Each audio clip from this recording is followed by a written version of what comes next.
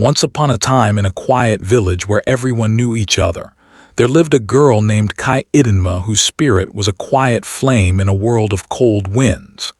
At 19, she carried a beauty that seemed borrowed from the dawn, her skin as deep and radiant as polished mahogany, her eyes reflecting the stillness of a forest lake, and a voice that didn't just speak, but whispered like the first rains touching a parched village after a long season of dust.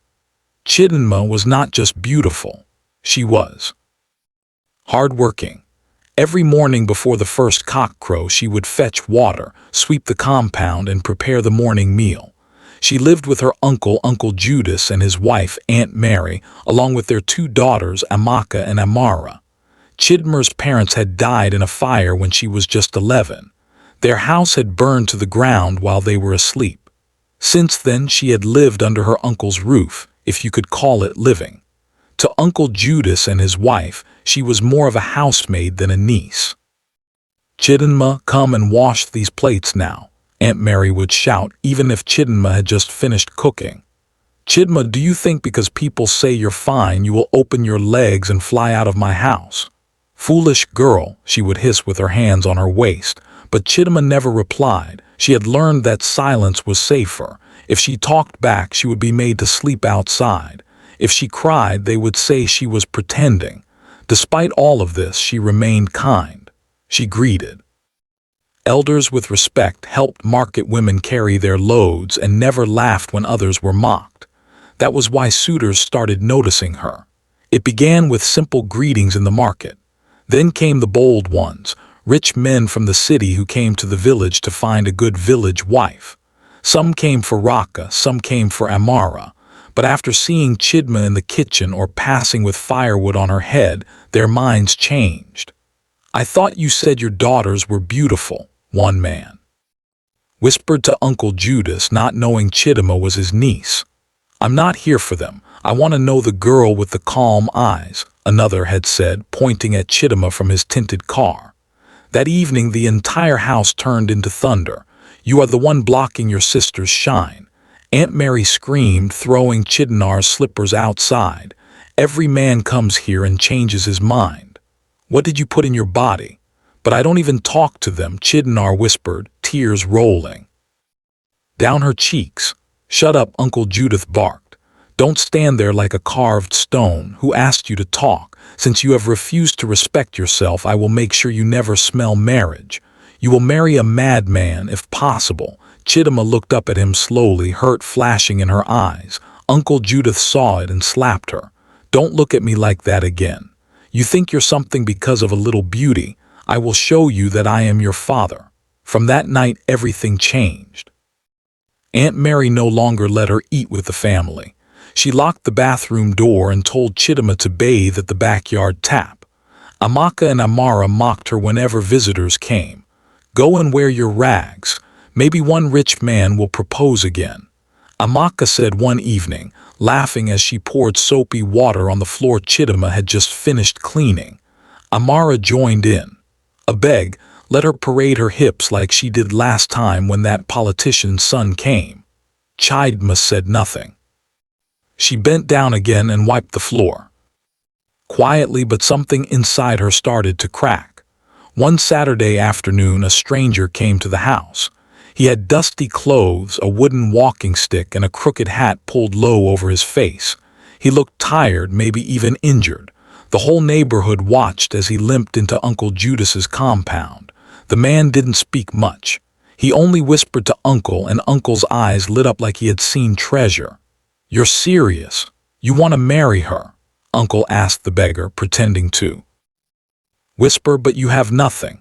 "I have enough for someone who is humble," the man replied softly, his voice strange, calm yet confident. They shook hands like they were sealing a business deal. That night Uncle Judas called a family meeting. "Chidima, sit down," he said. "We have found a husband for you." Chidima turned slowly. "Who is he?" "Uncle, you don't need to ask questions. He is willing to take you as you are. No bride price, nothing, just carry your cursed beauty and go." Amaka snorted. "Let her ask now. Maybe she wants Dangote's son." "Shut up, all of you," Aunt Mary snapped. We are doing her a favor. In fact, the wedding is in 2 weeks. Chednar stared in silence. 2 weeks, without knowing who he is, without my consent. You're lucky we're even telling you. Aunt Mary said we could just as well throw you out tonight. Chidmer didn't sleep that night. She lay on her thin mattress, staring at the zinc roof as the wind whistled through the holes. Her heart pounded. Was this her life, to be married off to a crippled stranger while her cousins lived freely? The next day she saw him again, the beggar. He was sitting by the village square feeding birds with ground nuts. His clothes were still dirty, but his hands looked clean and his nails trimmed. His posture was not that of a beggar. She looked at him curiously. "Good afternoon, sir," she said shyly. He turned. "Chidinma," he said softly. "How are you? You know my name." "Listened when your uncle shouted it yesterday." She almost smiled. "You're the man I'm to marry." "Yes." She looked down. "Why me?" "Because you're different." She blinked. "Different how?" He smiled but said nothing. Then he stood, stretched slightly, his back straight for a second, and picked up his walking stick. "See you soon, Chidma," he said before walking off slowly. Chidima stood there for a long time. That evening her cousins mocked her. "Again, I heard you were talking to your beggar husband," Amara teased. Chidamar said nothing. "You'd better get used to using leaves. He can't even afford tissue paper," Amaka added. Still, Chidima said nothing. Inside her heart something was shifting. The shame still hurt. The betrayal still stung. But deep inside she began to feel a strange kind of peace. Not joy, not happiness, but peace. Like her life was about to change. She didn't know how. She didn't know when, but somehow she believed it wouldn't end the way they thought. Chedinma stood in the middle of the compound the next morning, a small basin of soaked clothes in her hand. The sun was rising slowly and the breeze was cool. She watched the sky for a second, hoping that maybe today would feel different. But behind her, she heard the sharp voice she knew too well. "Are those clothes going to wash themselves?" Aunt Mary snapped, stepping outside with her scarf tied in a rough knot. "You're standing there like a tree, lazy girl." Chidinar bent her head without replying and walked over to the washing stones. Her hands dipped into the cold water, her fingers moving slowly. A few minutes later, Uncle Judas came out too, tying a wrapper over his singlet. He walked straight to the table under the mango tree and sat with a deep sigh. Then he called loudly, "Amaka, Amara, come out. Let's have a meeting." The two girls ran out quickly, fixing their wrappers and rubbing sleep from their eyes. Chidinma didn't stop washing, but she listened. She didn't need to be part of the meeting to know it was about her. "I met with the man again," Uncle said, his voice low but firm. "He's ready." "You mean the beggar?" Amaka asked, her face twisted in disgust. "Yes," Aunt Mary replied sharply. "And that's the best news I've heard this year. That useless girl will finally leave this house."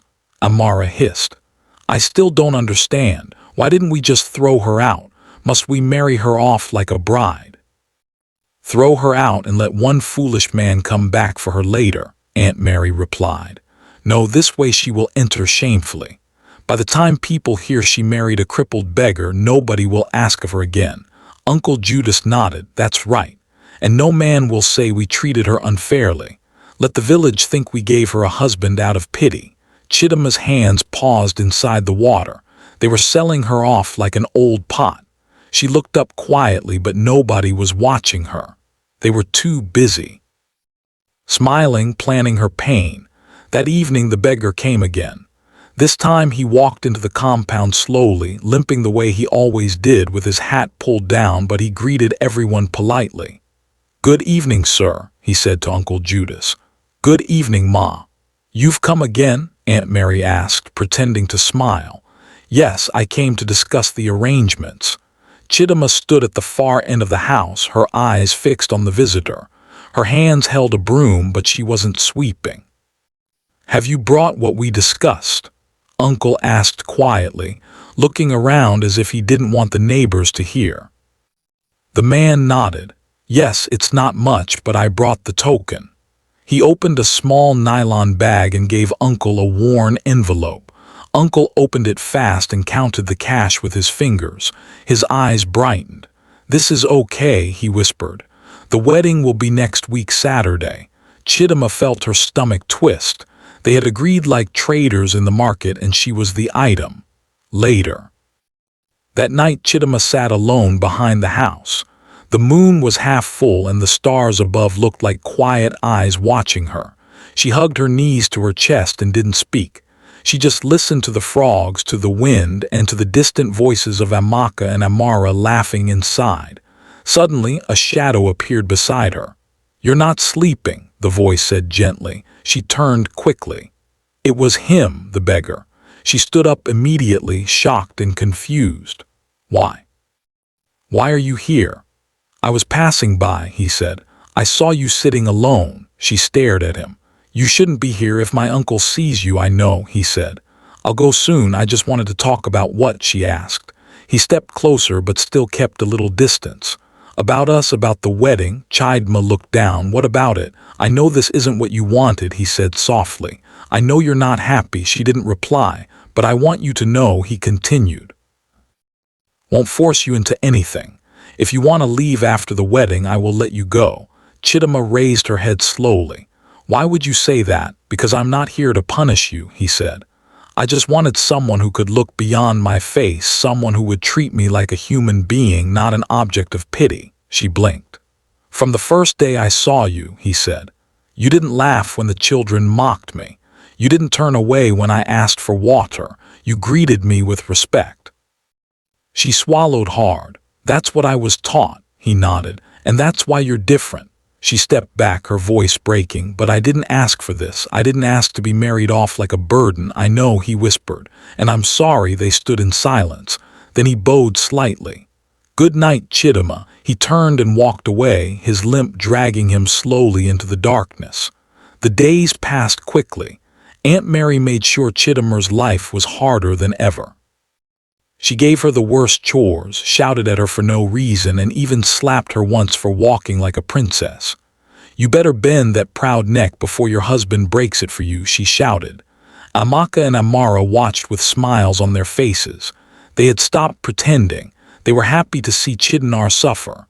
One afternoon, while Chidinar was sweeping the compound, a group of women passed by. They pointed and whispered. "That's her," one of them said. "The girl marrying the cripple." Another laughed. "She thought her beauty would take her far. Now look at her." Chidima kept sweeping. Her hands moved faster, but her eyes were wet. Later that evening, Aunt Mary called her inside. "Come and see what you will wear on that day." She threw a plastic bag on the bed. Chidnar opened it slowly. Inside was an old lace gown, torn at the sleeve and stained at the bottom. "This is not even clean," she said softly. "Do you want me to buy new clothes for a wedding I didn't plan?" Aunt Mary snapped. "Be grateful I gave you something." Chidima looked down. "Can I at least fix it?" "Fix what?" Amaka laughed from the corner. "So you can look like a queen beside your beggar king." Amara joined in. "Don't worry, nobody will be looking at you. They'll be watching to see if your husband will fall on his way to the altar." They burst into laughter. Chidima held the bag and walked out quietly. That night she sat alone again. The gown was beside her, folded on her lap. She touched it gently, wondering if this was what her life had come to. A voice broke her thoughts. "You should sleep." She looked up. It was him again. "You like appearing at night," she said, her voice tired. He smiled faintly. "It's the only time I can speak to you without being chased away." She gave a small nod. He sat on a low stone nearby. "Are you afraid?" She hesitated. "I'm not afraid of you. I'm afraid of what comes next." He looked at her, eyes calm. "You're stronger than you know." She stared at him. "Why do you talk like someone who is not what you appear to be?" He smiled but didn't answer. She narrowed her eyes. "Who are you really?" "I'm the man who wants to marry you," he said. "That's not an answer." He stood.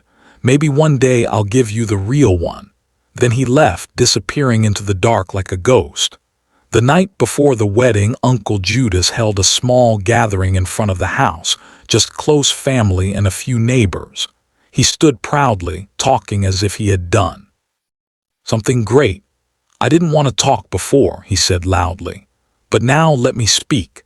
That girl Chidinma has been under my roof for years. I fed her, I clothed her, and now I'm giving her to a man who accepts her with her pride, a man who is kind enough to marry her without demanding anything. Some people nodded, others stayed quiet. But let this be a lesson, he continued. Beauty without respect leads to nothing.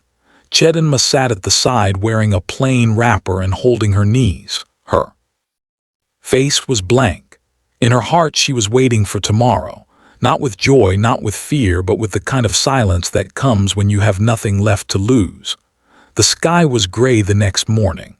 It was not cloudy enough for rain, but dull enough to match how Chidinma felt inside.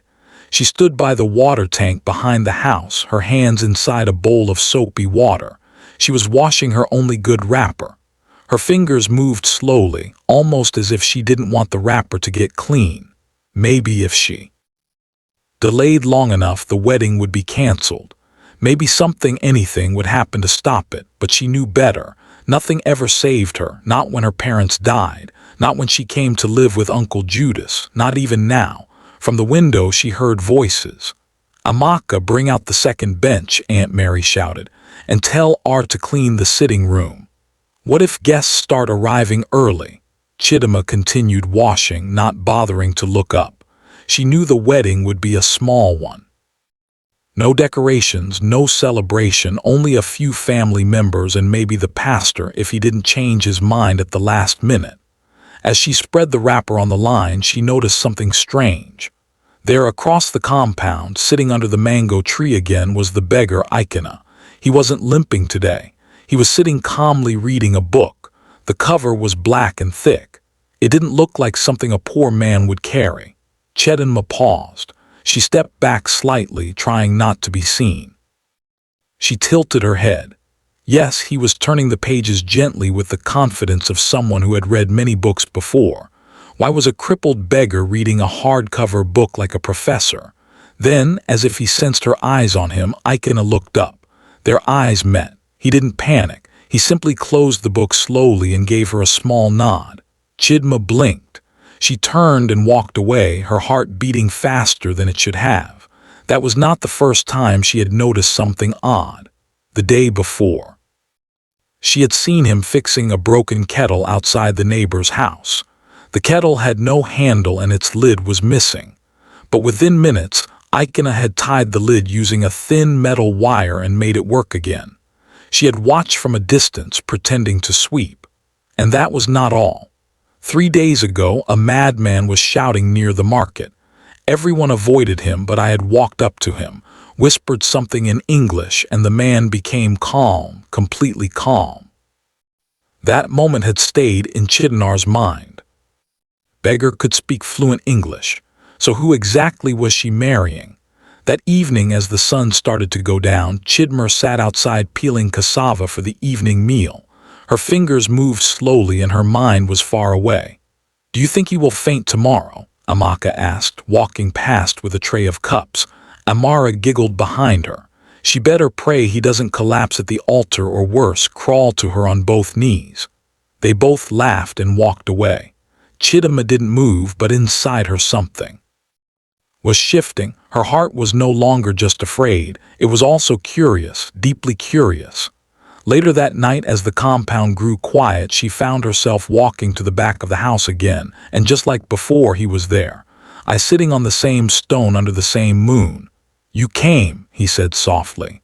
"I didn't plan to," she replied, her voice low, "but I couldn't sleep." He moved slightly, making space for her. "You can sit if you want."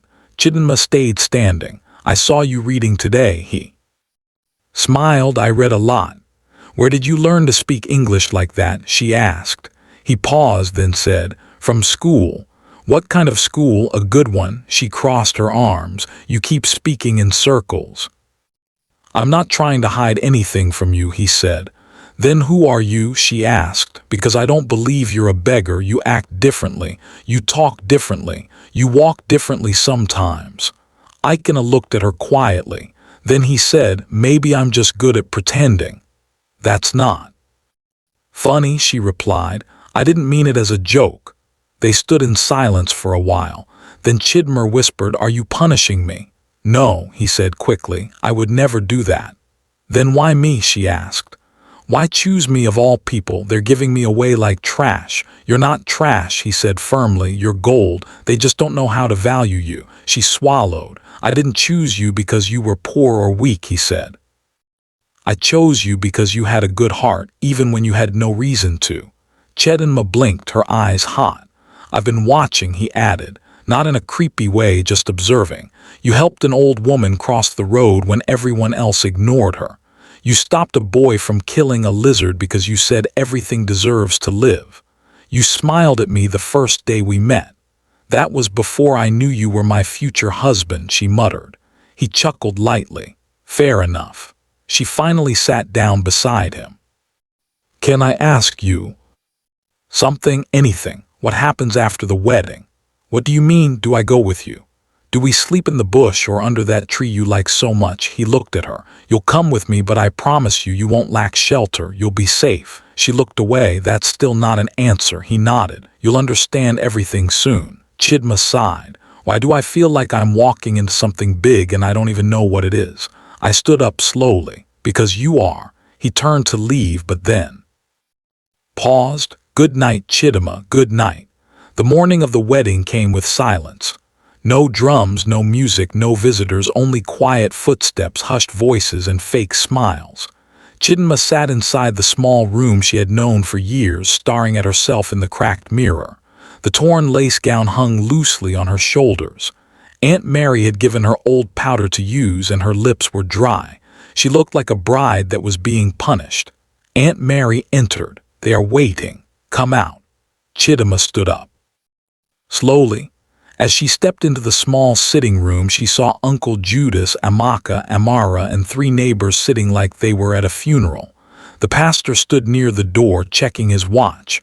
Ikena was there too. He wore his usual ragged clothes, but today they looked cleaner. He still held his walking stick, but his shoulders were straight. They brought out the table and placed a Bible on it. Let's start, the pastor said. Time is going. The pastor opened the Bible and read a short verse about love and patience. His voice was fast, like someone reading because he had to, not because he believed in what he was saying. Then he asked, Do you, Ikena, take Chidinma as your wife? I do, Ikena said calmly. And you, Chidinma, do you take Ikena as your husband? Chidinma's throat was dry. She looked at him, then she looked around the room. Her uncle's eyes were cold. Her aunt's face was hard. Her cousins were smirking, but Ikena's eyes, they were kind. She whispered, I do. By the power given to me, I now pronounce you husband and wife. The pastor said quickly, You may go. That was it. No clap, no cheer, no rice, just silence. Ikena turned to her and said, Let's go. Chidinma followed him out of the house. Aunt Mary didn't say goodbye. Uncle didn't look back. As they walked out of the compound, she didn't cry. She was done crying. They walked for a short while before turning into a small path. By the main road, Chidinma was confused. Are we not taking the bush path? No, Ikena said. We have a car. A car, she asked, surprised. Then she saw it. A black SUV parked quietly under a tree. The driver stepped out quickly and opened the door. Good afternoon, sir, the driver said. Chidinma's eyes widened. Ikena smiled and helped her into the car. Sit, he said gently. You're safe now. As the car pulled away from the village, Chidinma sat in silence, her hands folded on her lap. Her heart was beating fast. This was not how poor men lived. This was not how beggars behaved. And yet here she was sitting beside the same man who had once begged for food at the market but now had a driver and an air-conditioned car. She turned slowly to him. Ikena, she said. Yes, please tell me the truth. He looked at her. She whispered, Who are you? The SUV moved smoothly along the road, quiet inside but loud in Chidinma's chest. Her heart kept beating fast, her palms still sweating. She had just said, I do, to a man she didn't know, a man the whole village believed was poor. But now they were sitting in a clean black SUV with air conditioning and a driver who called her husband. Sir Chidinma couldn't hold it anymore. She turned to him again. Ikena, please, this doesn't make sense. He turned to her, calm as always. What doesn't make sense? She looked around the car, then pointed. This the car, the driver, even the way you're sitting now. You are not. Beggar, she whispered. You've never been. He smiled softly. I never said I was. Then who are you? Her voice was sharp now, because I married a beggar today. But the man I'm sitting beside now is not a beggar. He is something else. He looked out the window for a second, then looked back at her. My name is Ikena, but that part is true. Everything else I had to hide. Chidima blinked. Ikena. Wait, why does that name sound?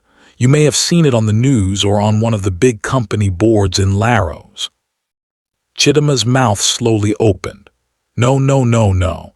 Yes, he said gently, nodding. I own a group of companies. She covered her mouth. Wait, that's the company that owns half of the transport stations in the east. He nodded again. Yes, her eyes grew even wider. And the real estate people in Asaba and the rice factory in Enugu. You're the one? Yes. Chidima leaned back in her seat. Her chest was rising and falling quickly. She wasn't breathing properly. But why? Why did you act like a beggar? Ikena looked at her. Because I wanted to know the truth about you, about your uncle, about everyone around you. Chidima shook her head slowly, trying to catch her breath. I don't understand. You will, he said. Let me explain everything. He leaned forward and folded his hands. Many years ago, my father was a businessman too. Your uncle Judas worked with him. Chidimer's head snapped up. Yes. Ikena continued. Your uncle was the middleman in a land deal between my father and a royal family. But he was greedy. He forged signatures and collected the land money twice. By the time my father found out, it was too late. The land was gone. The title was fake and our name was dragged through the mud.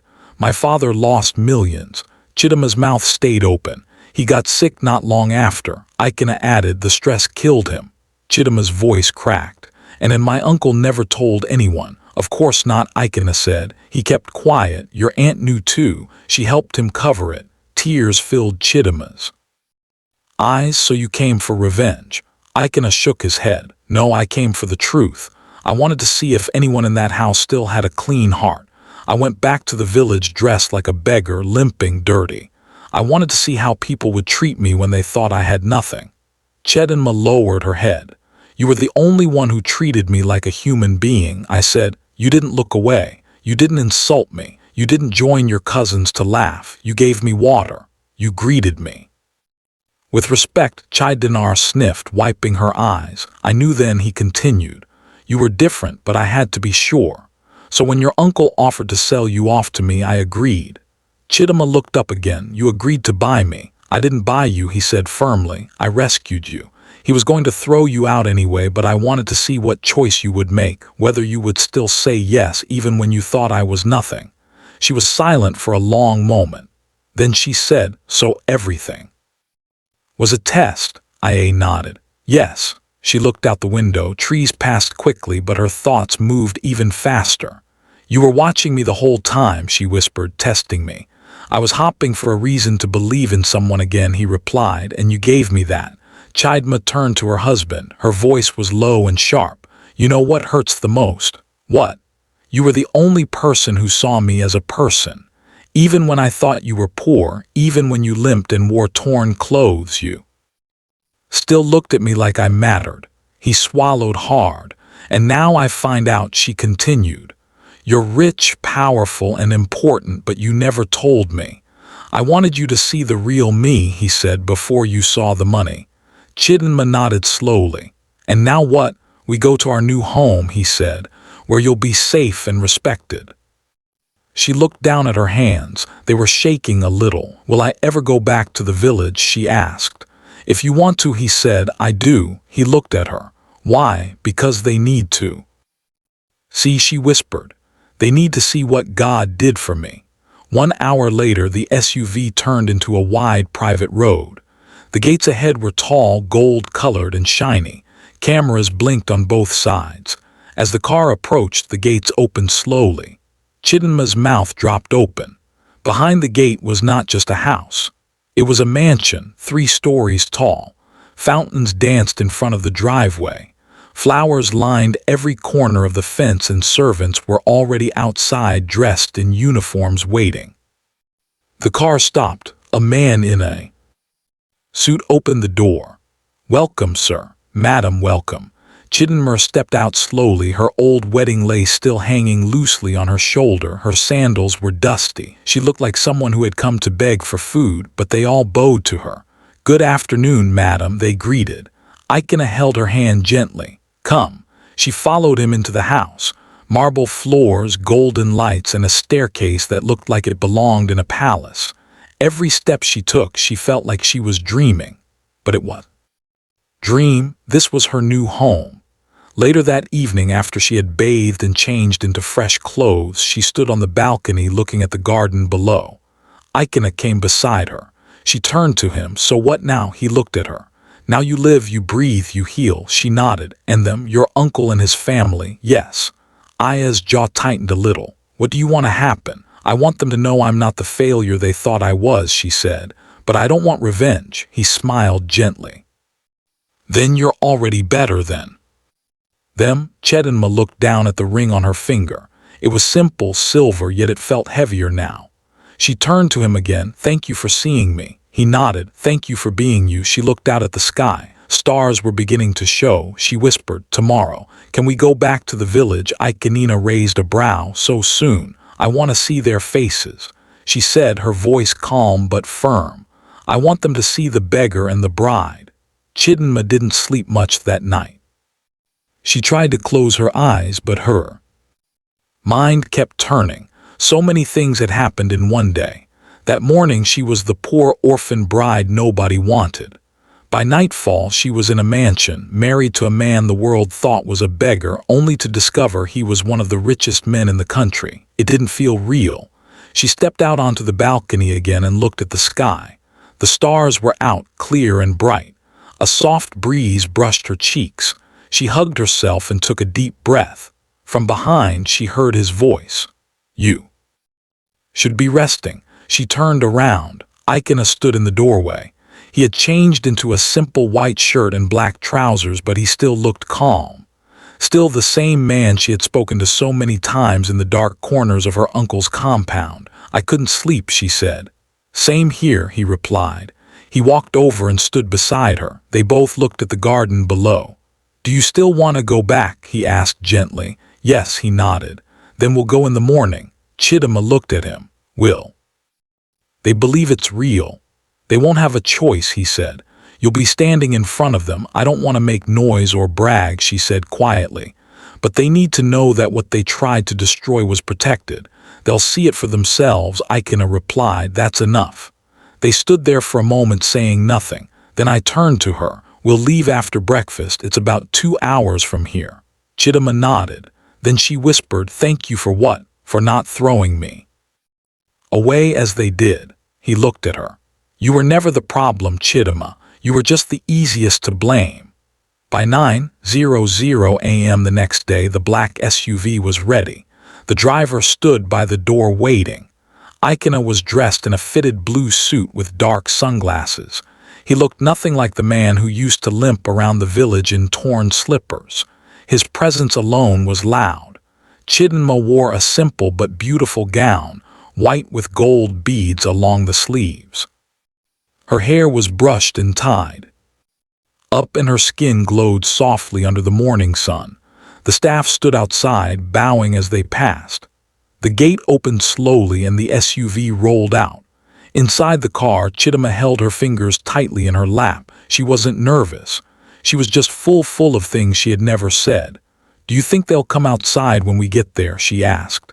"They won't have a choice," IA replied. "What if they insult us again?" "They can't," he said calmly. "Not this time."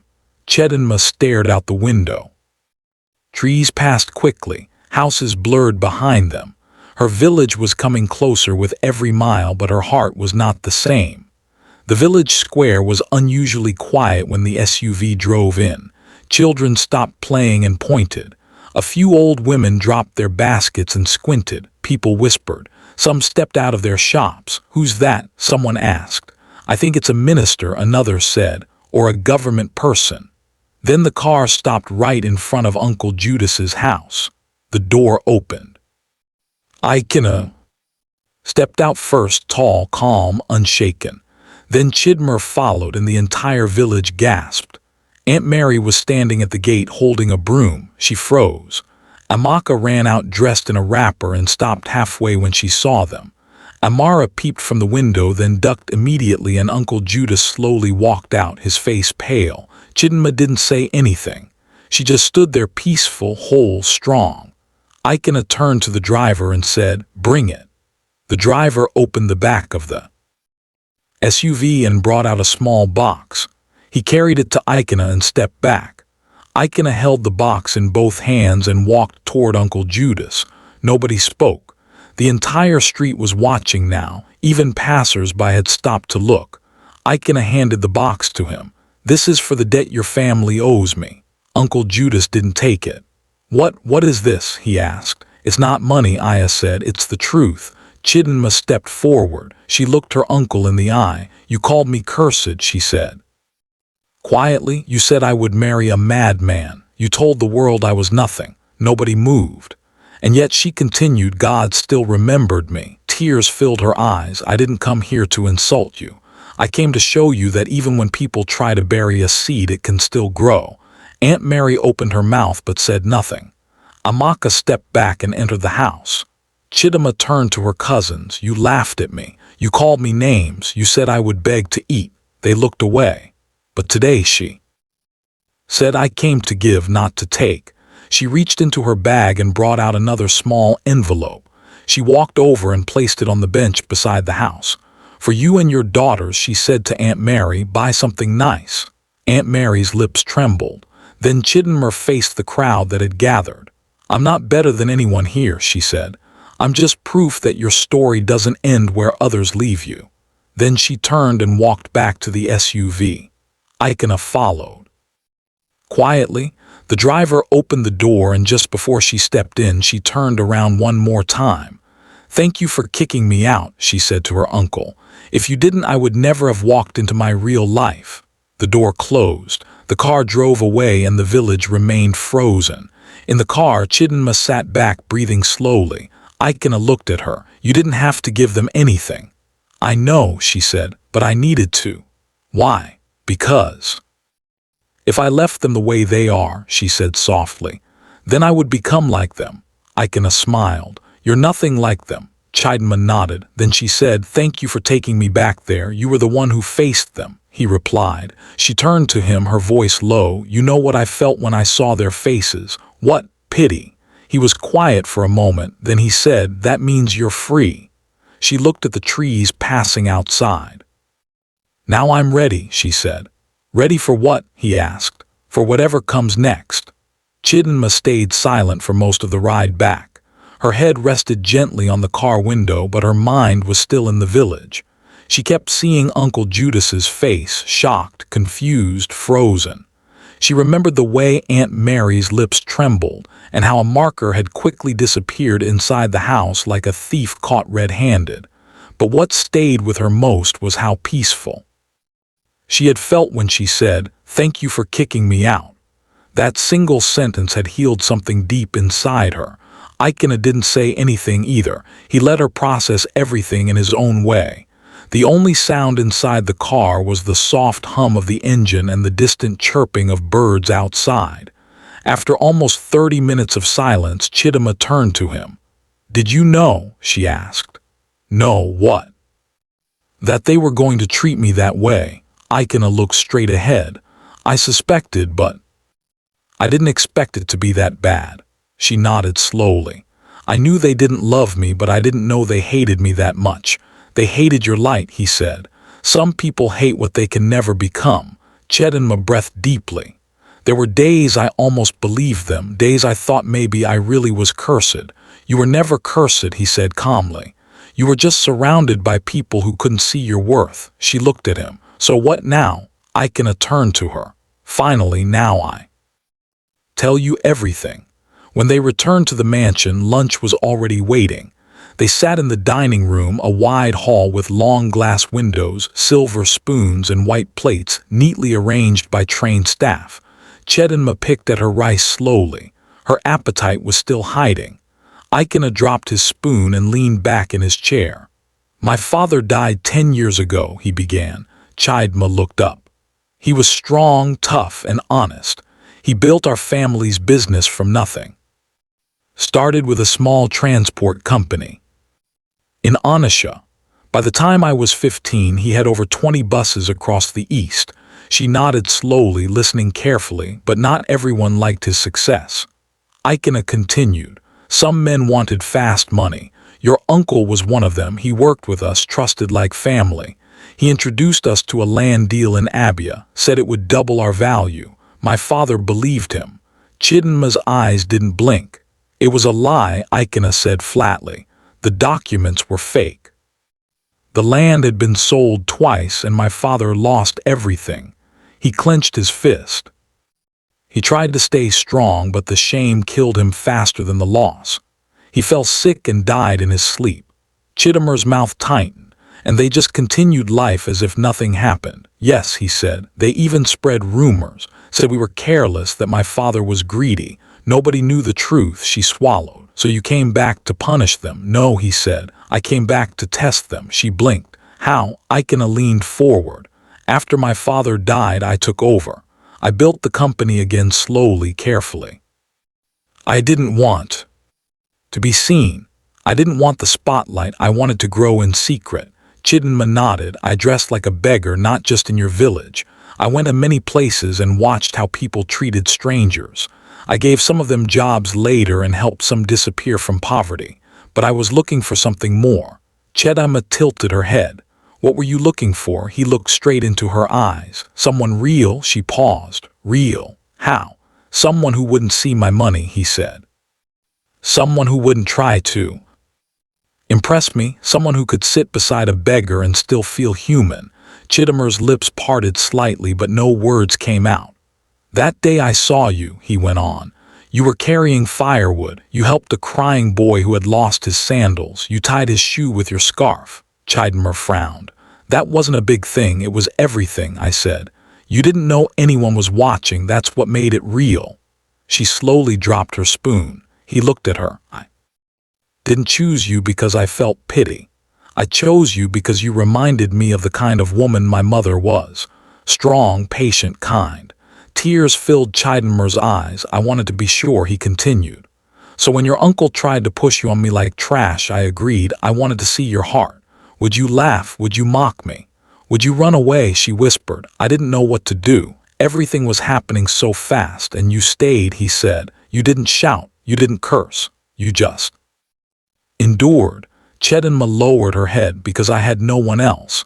I didn't stay because I was brave. I stayed because I had nowhere else to go. He shook his head. You stayed because you were strong. Chidinma looked at him, tears dropping down her cheeks.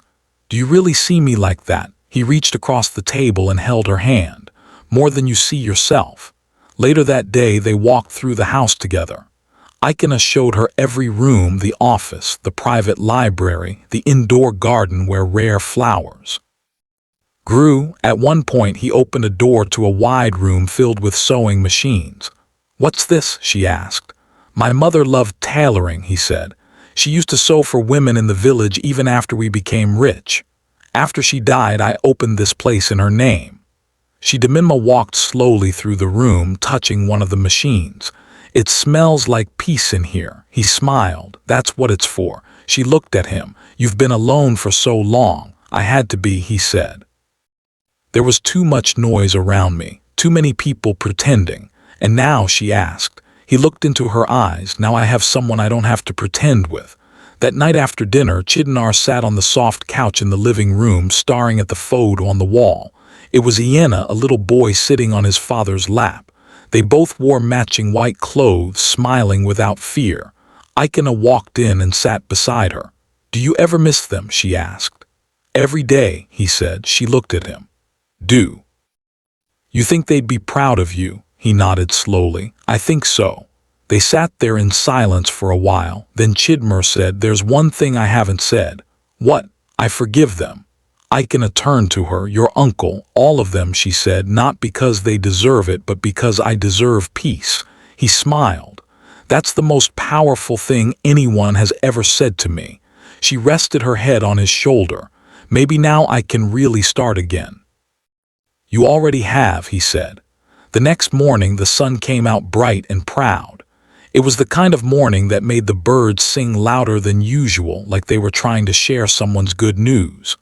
Chidinma stood by the mirror, brushing her hair gently. The room she now called hers was wide, clean, and filled with soft gold curtains that danced with the wind. But her thoughts were back in the village, not with pain this time, but with purpose. She had forgiven them, but she hadn't forgotten. Today they were going to visit a woman's center, a new project IA had funded quietly. It was in a nearby town not far from the village. It trained poor widows, single mothers, and orphans on how to sew, bake, and make money from small things. "Are you ready?" Ikena asked, walking into the room. Chidinma turned, tying the last part of her gown. "Yes, you look beautiful," he said. She smiled. "Thank you." As they walked down to the car, one of the staff handed Ikena a brown folder. He opened it, quickly flipped through the pages, and then gave a short nod. "What's that?" Chidinma asked as they entered the SUV. "A surprise," he said, tucking it into his side. Chidinma raised a brow. "Another one?" Ikena chuckled.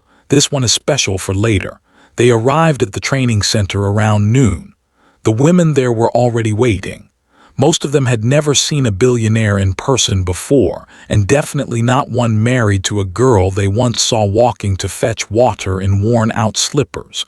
When Chidinma stepped out of the SUV, the whole place froze. The women whispered, "That's her, the girl that married the beggar." "No, she's glowing. See her dress, see her skin. She looks like a queen." Chidinma smiled and greeted them all warmly. She shook hands, she hugged. She even sat beside one old woman and helped her measure a piece of fabric. The room came alive, but it wasn't just her beauty or her new clothes that moved them. It was her kindness. The way she looked into their eyes when they spoke, the way she laughed gently at their jokes and didn't act like she was better than them. That was what made them love her. After the visit, as they drove back toward the mansion, Chidinma looked out the window and whispered, "They treated me like I was one of them." "You are," Ikena replied. "You always will be," she smiled. "I think that's the real blessing. Not the house, not the money, but being able to stand anywhere and still be me." Ikena nodded. "That's what makes you different." Then he reached for the folder beside him and handed it to her. "What's this?" she asked, opening it slowly. "Property documents," he said. "Lands, shops, buildings." Her eyes widened. "What? Why are you giving me these?" "They are yours," he said. "All in your name, free and clear. I want you to have your own power, not just wear my name, but stand tall on your own." Tears filled her eyes. "Nobody has ever done anything like this for me." "That's because nobody ever saw your true value," Ikena said. "But I do." She closed the folder carefully and held it to her chest. "Thank you," she whispered. 2 days later, word spread across the village like wildfire. The beggar Chidinma married was a billionaire, and she was now the rightful owner of 3 shops along the main road plus a bakery site that had been abandoned for years. People were shocked. People were ashamed. But the most shocked of all was Uncle Judas. He sat on his broken bench that morning, staring at the walls of his house like someone waiting for the roof to collapse. Aunt Mary paced the kitchen angrily. "What kind of thing is this? How can Chidinma be the one God lifted after everything we did? After everything we said, she tricked us." Amaka muttered, folding her arms. Amara hissed, "That girl has always been sneaky, acting quiet all the time."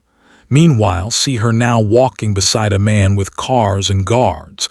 Uncle Judas stayed quiet. His face was stiff, his mouth dry.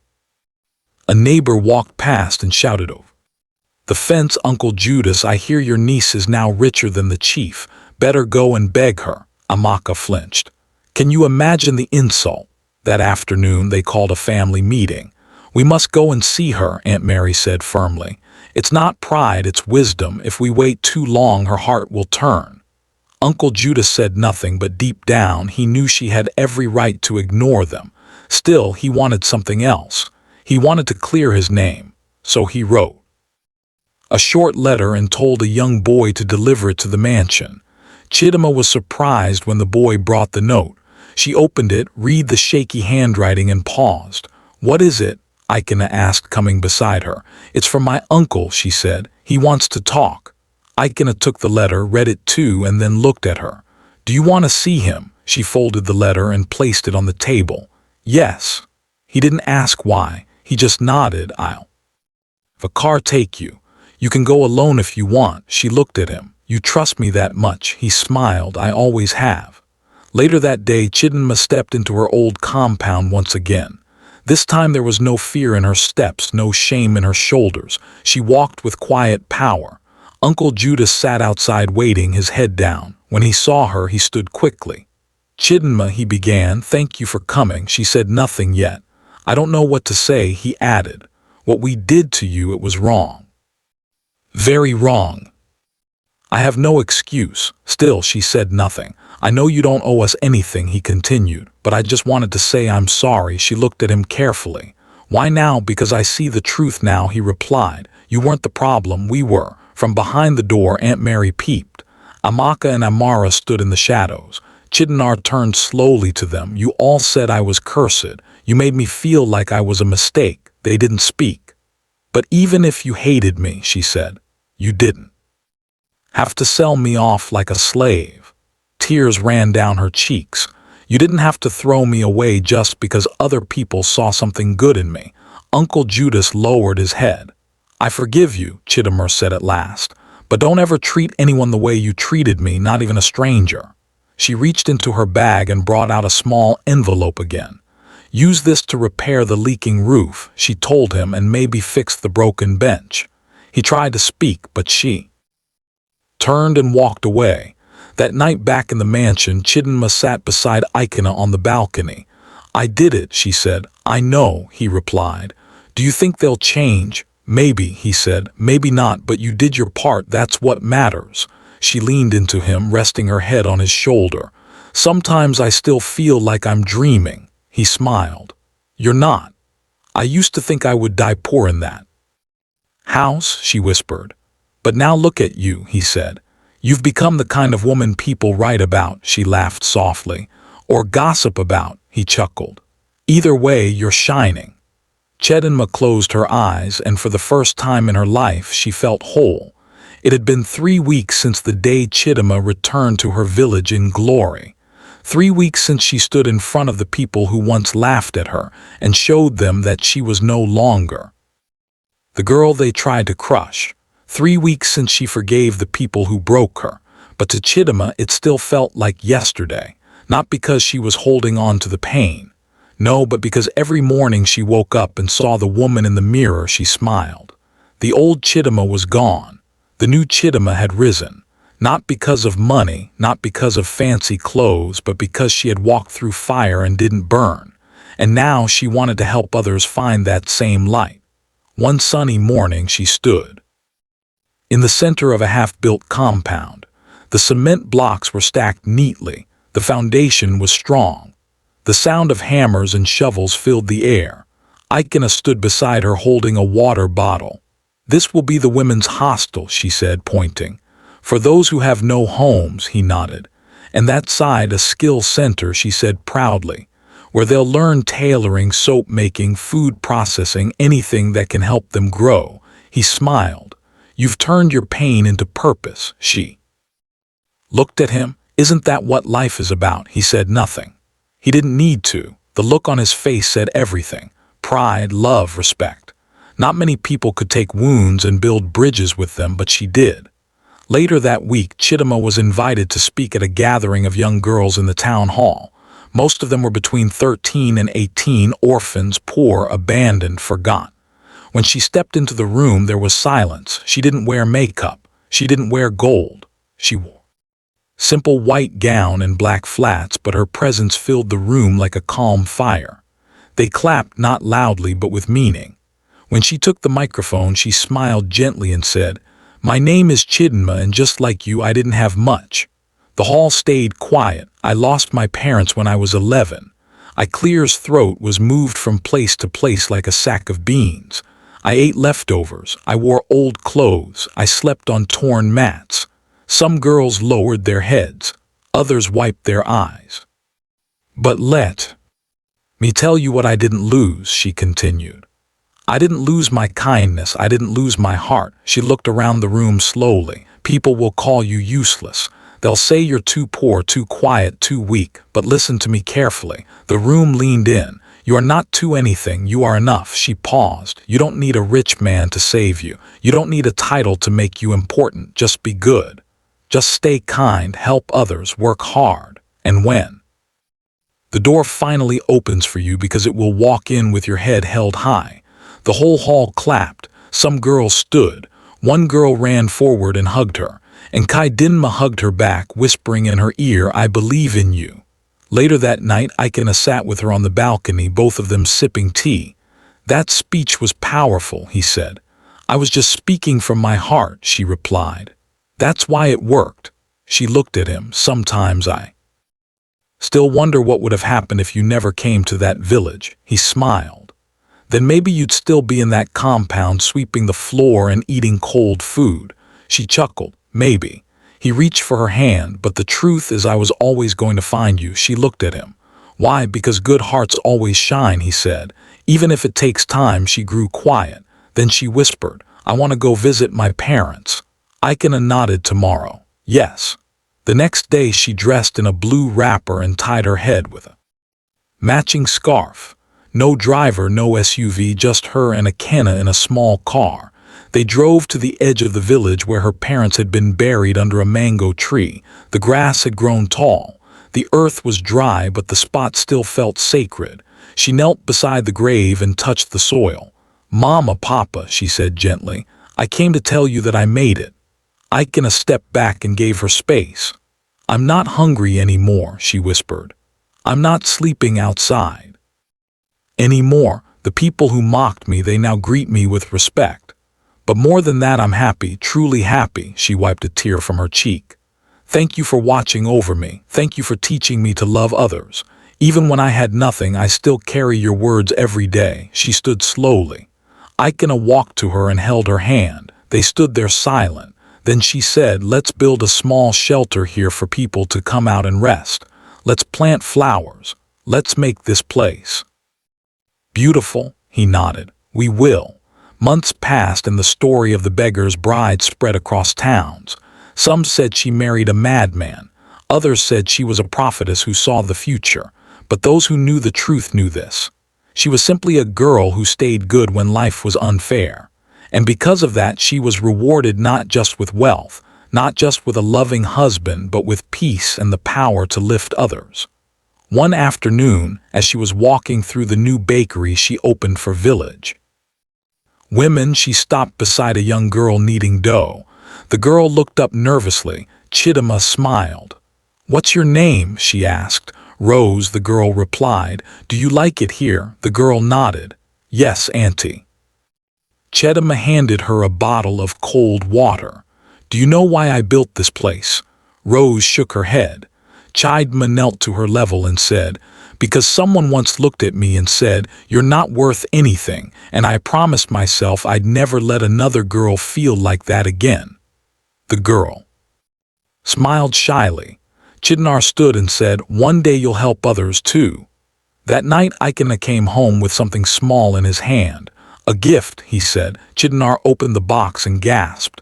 It was a necklace, silver, simple, with one word carved into the heart-shaped pendant. Seen. She touched it gently. You remembered, she whispered. Aikana looked at her. I saw you when nobody else did, and I'll keep seeing you every day. She wore the necklace. Then she hugged him tightly. The sun was setting behind the hills of the village, but the air felt warmer than it ever had in the days of Chidnar's youth. A decade had passed since the day a crippled beggar had limped into a dusty compound and claimed a bride the world had discarded. Today, that same village was a testament to the miracle of kindness. The red earth was now paved with roads that led to the light of Chidima centers. Vast complexes where women who were once invisible were now the masters of their own destinies. In the grand mansion that sat overlooking the valley, Chidinmer stood by the window, her hand habitually reaching up to touch the heart-shaped pendant around her neck. The word seen remained etched in the silver. a constant reminder of the man who had looked past her rags and found her soul. Ikena walked into the room, no longer the dusty traveler with a wooden stick, but a man of immense presence and even greater heart. He placed his hands on her shoulders, leaning down to whisper into her ear. "You are thinking about the village." "Square again," he murmured, his voice the anchor of her peace. "I was thinking about the girl I was," Chidinma replied, turning in his arms. "The one who thought the wind whistling through the holes in the zinc roof was the only song she would ever hear. I look at the centers we have built, Ikena, and I wonder if it's all real." "It is real because you made it so," I said firmly. "You didn't just build walls and buy machines, Chidinma. You gave them a mirror. You taught them to see themselves the way. Saw you that first day. That is the greatest gift anyone can give, the gift of being truly seen." The following morning, the couple made a quiet journey to the newest center, located exactly where Uncle Judas's old dilapidated compound had once stood. Years ago, after her uncle had passed away in a state of quiet reflection, the land had been gifted back to the community. Now, instead of screams and mockery, the air was filled with the rhythmic hum of sewing machines and the sweet aroma of fresh bread from the bakery. As Chidinma walked through the halls, she didn't walk as a billionaire's wife, but as a sister. She sat with a young woman named Inadsi. Not her cousin, but a girl from a neighboring village who had arrived 2 months prior with nothing but a bruised spirit. "I heard they used to call you the beggar's bride," the young girl whispered as Chidinma helped her adjust the tension on her thread.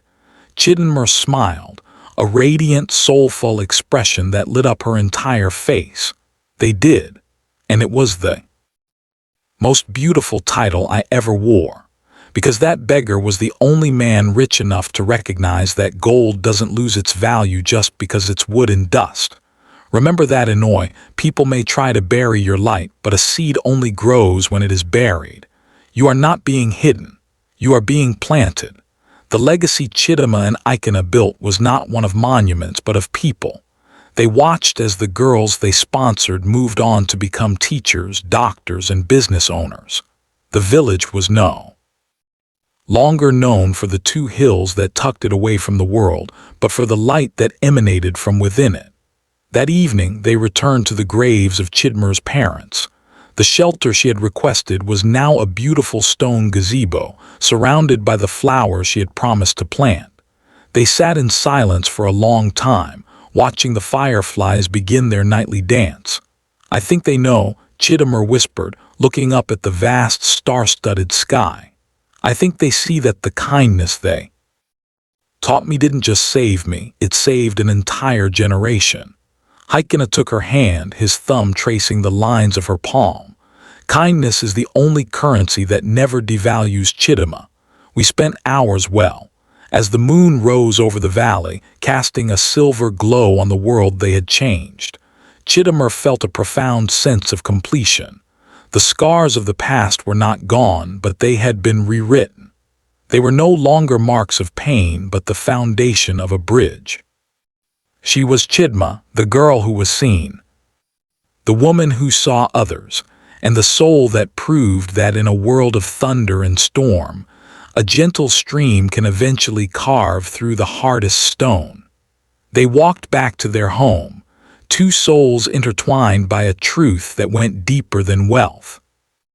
Their story would be told for generations, not as a fairy tale of a rich man saving a poor girl, but as a legend of 2 people who chose to look closer, to stay kind, and to believe that the greatest power on earth is the simple act of recognizing another person's worth.